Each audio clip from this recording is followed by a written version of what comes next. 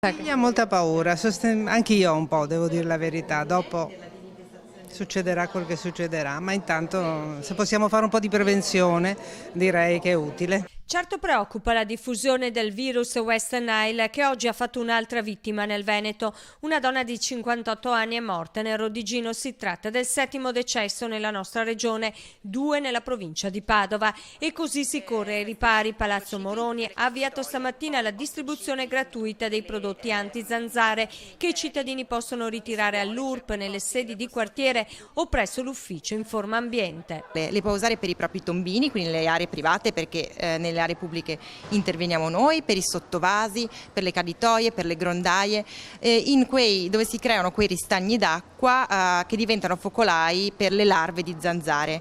Questo è il trattamento più efficace, quindi andando ad agire direttamente sulle larve. Si crea una micromembrana che impedisce l'ossigenazione, quindi riusciamo a fermare la crescita. La lotta preventiva rimane lo strumento principale ai fini della riduzione dei fastidiosi e pericolosi insetti. 300 le scatole ritirate stamattina solo nell'ufficio relazioni con il pubblico, 5.000 in totale quelle acquistate dal comune e pronte per la distribuzione, ma il programma straordinario di interventi prevede anche altre azioni.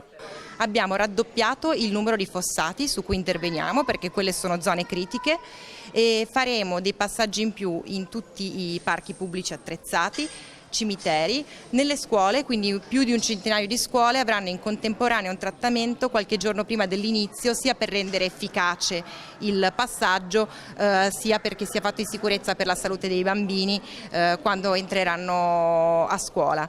Un piano anti-zanzare costato circa 65.000 euro. Partirà a breve anche una campagna informativa rivolta sempre ai cittadini. Trovo che sia un servizio positivo e quindi speriamo bene, ecco, che questo possa servire.